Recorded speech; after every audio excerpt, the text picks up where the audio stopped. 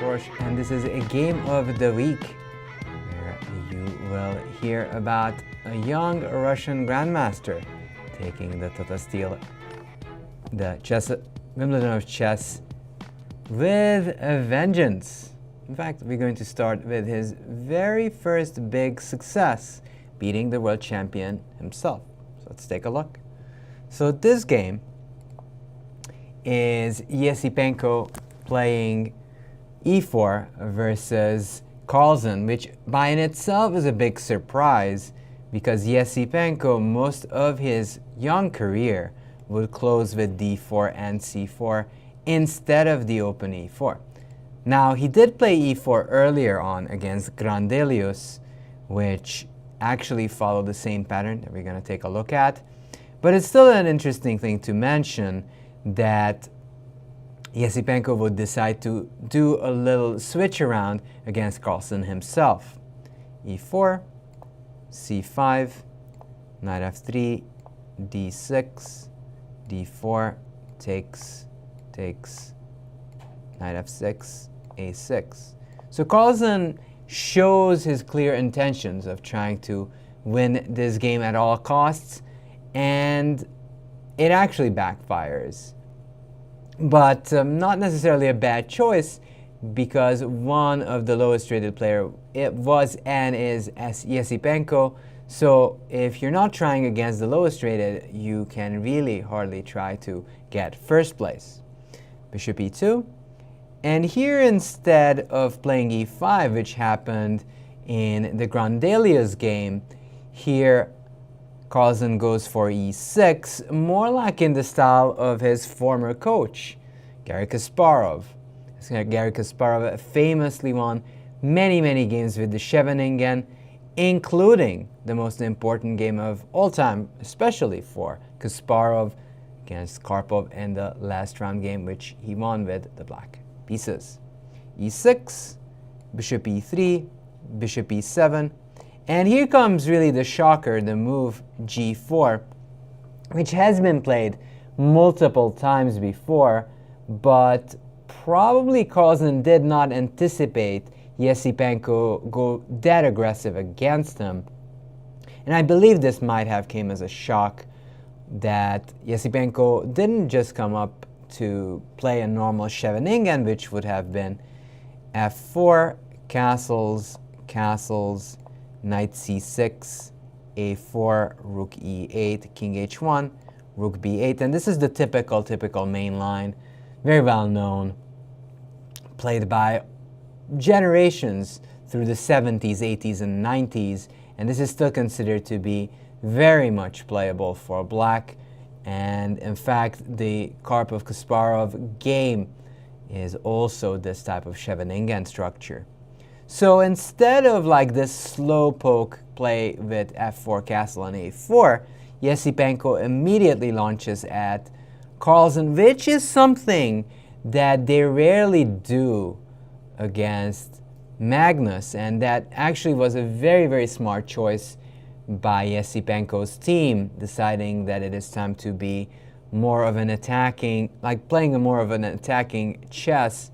In fact, Nakamura kind of gave the interview himself when he was playing in the Magnus Tour, that he noticed whenever Magnus is under some kind of attack, he's not as confident defending as he is like sort of playing strategic positions. b5, g5, knight d7, a3. And I really like this move a3. Kind of makes sure and kind of offers Carlsen to take that bait pawn on g5, and also stops any sort of ideas of b5, b4, which in turn would weaken this pawn on e4, and that could become kind of uncomfortable. a3, and Carlsen makes a calculated risk, which I think sort of backfires in this case, because normally he likes taking risks and tries to go for broke when he sort of out of shape. And he was sort of out of shape before this game as well, so he's trying to win somehow. So here, taking the pawn makes sense from a positional standpoint, or more like a tournament standpoint of view. However, a better choice would have been to go bishop b7, queen d2, knight c5, f3, and knight bd7, kind of getting into this typical Sicilian positions, or even knight c6, which might be slightly worse for black, but it really isn't as dangerous as taking the pawn. Taking a pawn is sort of gambling, which sounds sort of paradoxical. You'd assume that taking on g5 is a gamble for white, but in fact it's more of a gamble for black, as there'll be heavy attack on this king and the pawns on the king side, while black still have yet to get his pieces out. Queen d2. Queen d2 is a strong move. So once white gives up the pawn, he goes over for quick development and sort of tries to gain time. Even if there's any exchange, he's sort of improving his pieces. Queen takes c3, and not only does the queen put this king in an x-ray, but after long castles, there is this d6 pawn weakness that can be kind of annoyed and very hard to defend, as the bishop on e7 is missing, and which is the key defender in these type of positions. Again, queen h4, that is, not such a great move, because it takes away some important squares, but it doesn't really help with development, and still leaves the d6 and g7 pawns sort of loose. Queen h4 was played, rook g1. Very straight up play by Esipenko. He is not afraid to play some wild attacking chess. g6, long castles. Queen e7, f4. Very straightforward, and in this sense, it's probably not a bad choice by Esipenko. The whole opening was a great idea, especially because white's plan is very, very, very on point. You just need to run it down with f4, f5, and if you manage to break through, then black might just be completely lost without much of a fight. Castling short would be a bit too much, as it would allow f5, and if e takes, there's knight d5 as well, or even bishop f3. Well, not to mention knight f5, which is actually winning on the spot. Bishop b7, king b1. A typical move, not always the best. Sometimes it's better to go full throttle attacking on the king side. However, if white would try to play f5, it would give away this e5 square, which could become quite important. So king b1 is a good waiting move. Sort of Esipenko is wondering what Carlsen is up to next. If castles, again, f5 is an idea, but h4, h5 also gains in strength, as the king has already committed itself on this side of the board. So here, kind of disliking his position, Carlsen plays the somewhat unconventional, unusual knight c6, which turns out to be quite a big of a mistake and a miscalculation. Still here, black should have gone knight c5 and possibly go for some like knight bd7 and get this typical setup, which is not that easy to break through, thank you, and just gives a fantastic chance for black to hold. It's not that black is not worse, probably still worse. However, those pieces do coordinate much better in this case. Knight c6 just doesn't look right, and it's not the usual setup. As I mentioned, knight c5, knight bd7 is what you should be looking for. And this actually runs into knight takes cb5, a very strong move, sort of setting up this idea which happens in the game. Queen c3, hitting both the bishop and the rook at the same time, and I am very confident that Carlsen missed this idea. Castles, queen takes c6. Now, when I was watching this online and looking of what was going to happen in this game, many of the kibitzers said that black is going to go down in a couple of moves, but probably they're not familiar of the level of tenacity of Super Grandmaster chess. Super Grandmasters don't give up and they try till the last moment to fight it back. And here, if Carlsen would have just a little bit better position, he might have like a real chance to gamble his way back to the game. But this is just not good enough anymore. d5 is still a very creative choice by Carlsen. He is sort of saying this queen on c6 is a little bit uncomfortable and you still have to be accurate to stay afloat. He takes, rook fc8, and here comes the point that I'm making. It's never too late to mess up a good position in the Sicilian. d6 here was a strong move by Esipenko, but if you take on b5, go here, queen c6, rook takes b2, king takes b2, check, here queen a1, and it is a game over, not for black, but for white. And this is what makes the Sicilian so appealing. Even if you have a position that is objectively very close to lost, you get some chances to fight on. As Garry Kasparov put it, you can still go kicking and screaming before you go down. Now here in this case, Esipenko was very vigilant and stopped this idea.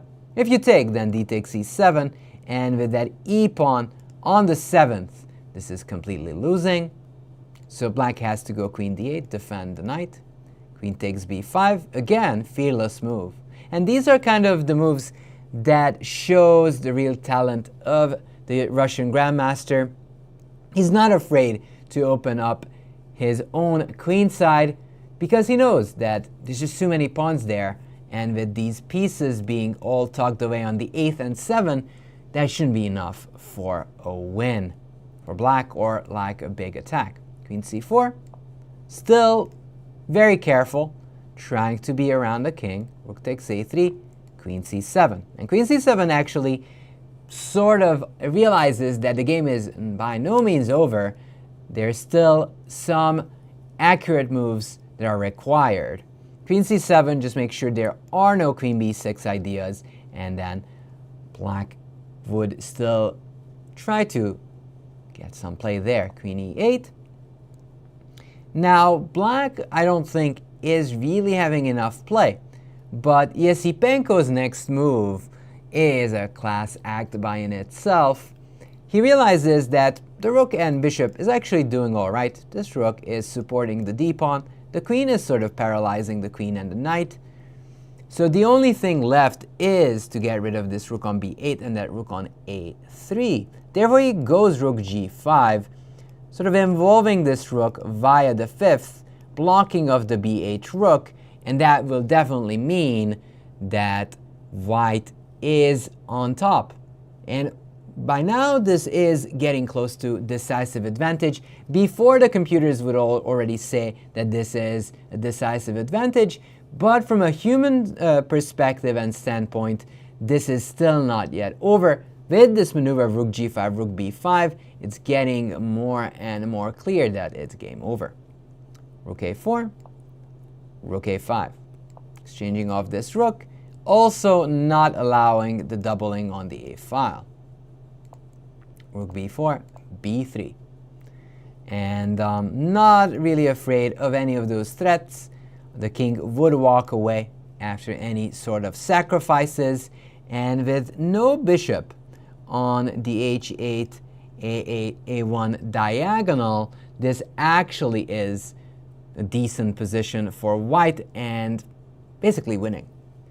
Rook b7, queen c3, queen d8, bishop f3. But notice whenever Andrey Esipenko has the momentum to over-defend his pieces, he does so. Rook b4. Before the queen could arrive to b6, queen c7 shows up on the board, and the idea of bishop c6 again is coming. Queen f6, a rook a8. Now again, Some people would not really like this way of playing, but actually it makes a lot of sense. You're a human, you try to exchange pieces for a bit more of a clarity and just making sure that there are no tricks involved. Rook takes, bishop takes, queen f5, king b2, rook b5, queen takes d7. And as these pieces, the rook on b5 and the queen on f5, got a little bit more discoordinated, he decides to capture the piece anyways. Rook c5, rook c1, over defending, takes, check, and d7, and it is a game over. So quite a nice win by Esipenko, and not such a good game for Carlsen. But when someone plays a fantastic game, it is quite normal to not be able to put up that much resistance. Also, Carlsen wasn't in a great shape before the game. Now, this is not the last game I want to show. I do want to show another game where Esipenko continues on with his way of playing and continues on to play fantastic chess. Now, if you're new to competitive chess, winning a game with white and then facing a super grandmaster the next day is not the easiest task. In fact, he faced Firouzja, the other prodigy, with the black pieces he comfortably held, which is actually just as of a big of an achievement as beating Carlsen, because believe me, when you beat a strong player or a world champion at it, that you do feel depleted and sort of empty. So going on empty with the next game is not that easy. Now that game is not that exciting, so we're going to skip on that one. I believe we are going to take a look at the other game between Esipenko and Anton Guijarro. Anton Guijarro, and he is a big talent of Spain, but it seems that Esipenko, for the time being, he is unstoppable. So let's take a look. He again goes for e4. Never change the winning team. That could be Esipenko's motto. This game will be actually a bit more fighting, as Anton Guijarro probably was very conscious that he is playing someone in shape or in form. He responds with e5 instead of Carlsen's c5, going for a more solid positional game instead of a tactical one, which might not have been a bad choice in general. But again, just look how Esipenko comfortably and slowly outplays Anton Guijarro, David, even though he already beat, he didn't beat Kasparov, but he did beat Carlsen and drew Firouzja. And that will mean, after this game, he is 2.5 points out of 3, which is a champion record. Knight f3, knight c6, bishop b5. Now, I know some people started playing bishop c4, but the big boy move is still bishop b5. The Spanish has always been the best and most challenging for black. a6, bishop a4, knight f6, castle, bishop e7, d3. And d3 again kind of signals that Esipenko is here to fight. Now, he could also go rook e1, but then we might get into very theoretical territory with c3 and d5 and the Marshall Gambit, which has been played in many, many matches, including the famous Kramnik-Leko match. So d3, which is a bit more of a solid choice over defending the pawn, b5, bishop b3, d6, bishop d2. And bishop d2 looks like a clumsy move, but it's kind of just trying to stop these knight a5 ideas of trapping the bishop on b3. In fact, this has been created by Alexander Grishuk himself and been championed by Mr. Fabiano Caruana too. In fact, won a very important game in 2018 versus Levon Aronian, which actually helped him qualify for the World Championship match. Bishop g4, sort of putting pressure as these pieces are a little bit scattered. But White is happy to play c3 because White's argument is that this bishop on g4 is not that useful over there. Bishop h5, rook e1, knight a5, bishop c2, c5, h3, castles, bishop c1. All these moves seem a little bit odd, and they are, but the whole point was to sort of lure that bishop to h5, and that possibly can become a target. And in a couple of moves, like knight d2, knight f1, knight g3, White is going to gain that time back, and then he can do the classical d4 breaks, which are very well known in the Spanish. Knight c6. Anton Guijarro is not interested in that happening too early. Knight d2 and d5. And you can sense that both players came out to play. They're trying to take the center as quickly as they can. d5 is actually a very combative move. He is trying to take over. Knight f1. And knight f1 is a cheeky little move by Andrey Esipenko. He's actually saying, hey, if you want, we can play this endgame. You'll be slightly worse, but maybe it's tenable. But I guess in some ways this bluff does work out, as Anton Guijarro is not interested in salvaging half a point. He's more interested in a fighting game. So he goes for d4, which is, again, completely legitimate and a good way of playing, but just shows how exciting this Tata Steel tournament is, because all of the players are aiming for fighting chess and not just meager draws. Knight g3, bishop g6. Obviously taking on f3 would be a mistake, because not only would it give a bishop pair for White, White might even go knight f5 later on. Bishop g6, bishop d2. So at the moment we could still state that Black is more or less fine.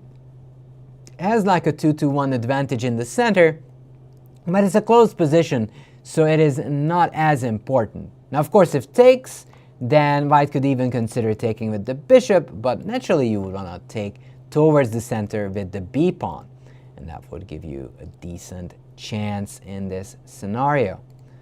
Rook c8, rook c1. So this is actually the tense moment. Nobody really knows who's better.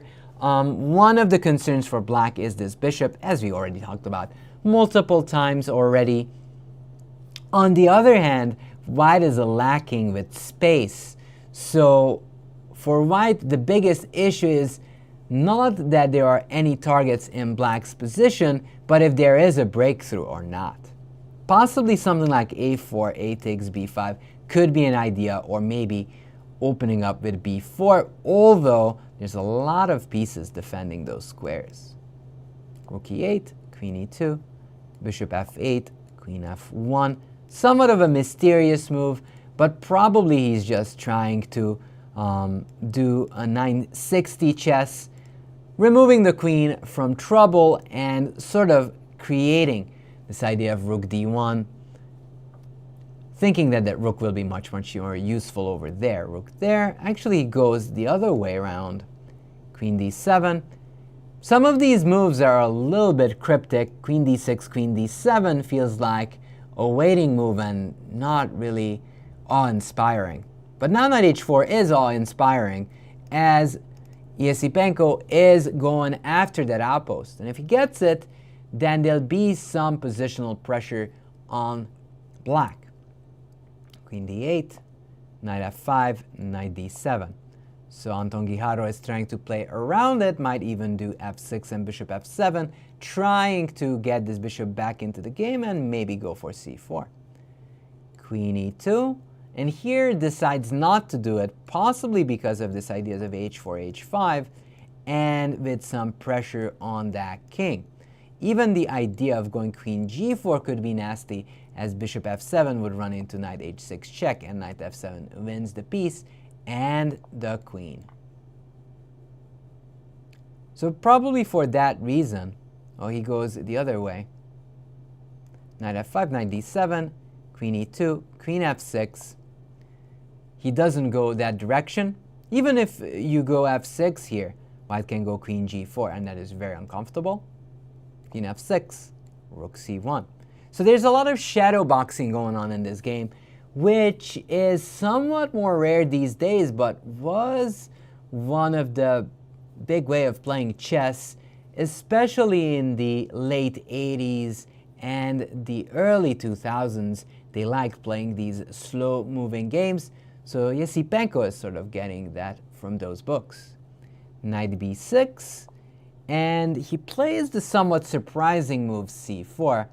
Not much an attacking move, but stopping the idea of c4, which he might feel is just going to be very annoying to face.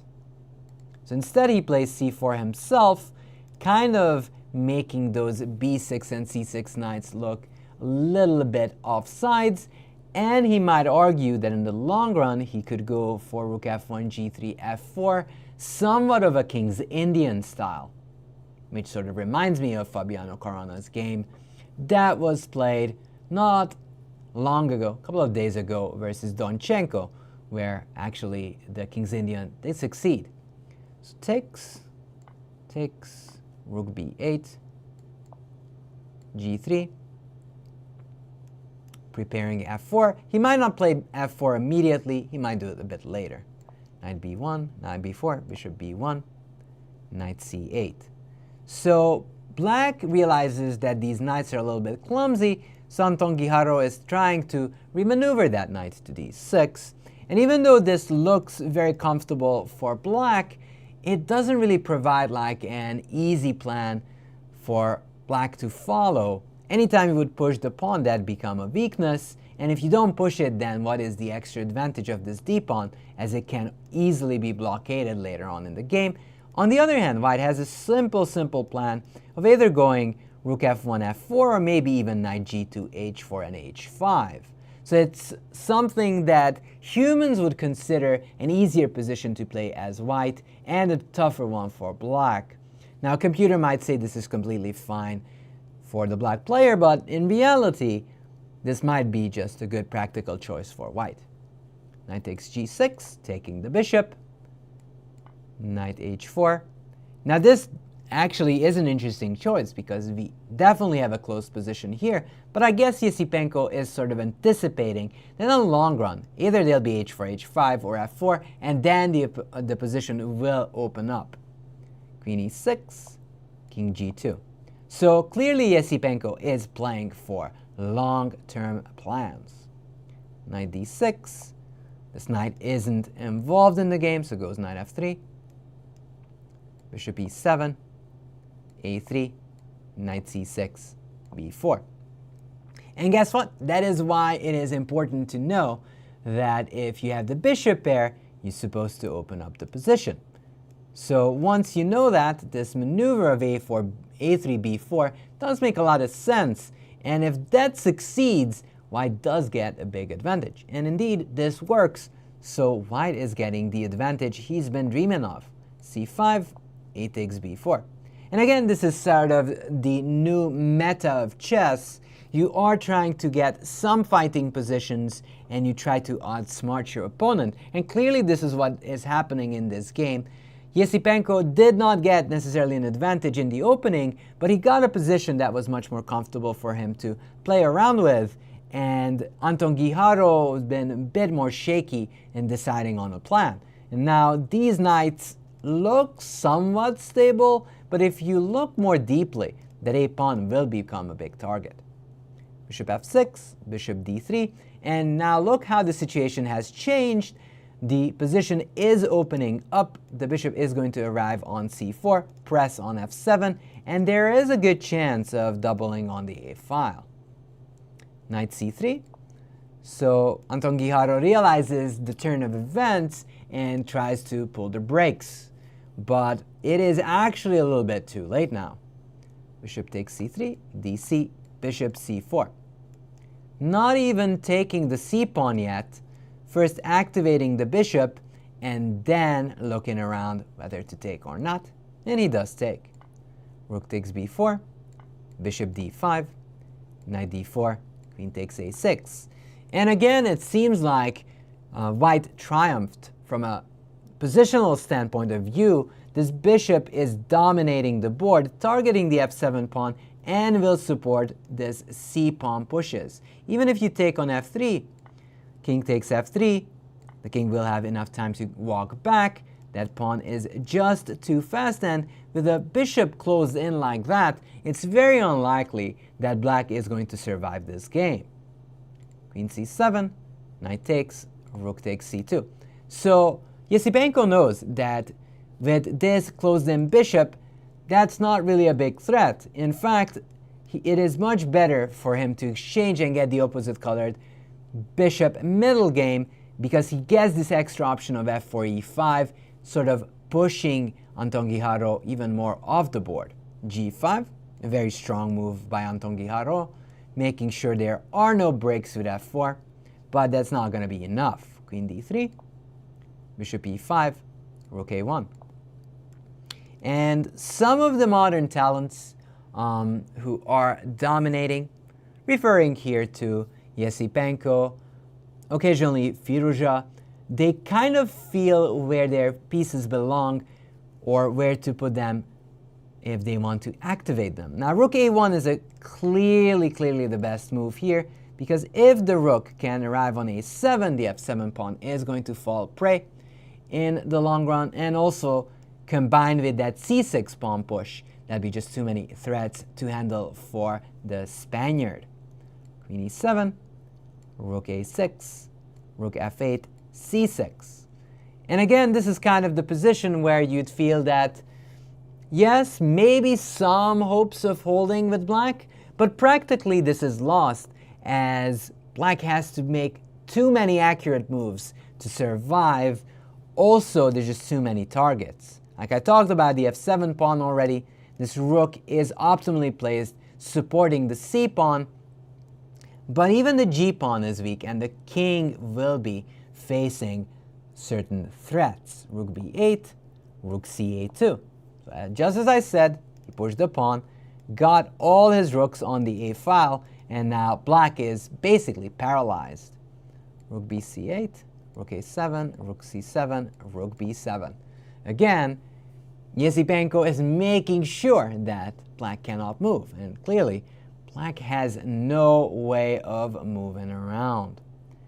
g6, queen d2, rook fc8, takes, and here comes the final assault on the black king, h4, chasing that pawn away. If it doesn't move, white can just take it, and that's more than enough pawns for white to win. After g takes h4, queen h6 shows up on the board, and here black resigned, rightfully so, because not only does he have to face with the threat of rook a8 and checkmate, but there is this big threat of queen takes a g6, kind of dominating the position, and it's just game over. And that is what I wanted to show. Fantastic games from Esipenko, and with a couple of rounds left, he's actually only a half a point behind the leader, and he is going to have a shot at becoming the champion of Tata Steel, a first champion who would become a champion as a wild card, which would be something special. Thank you for watching, and good night.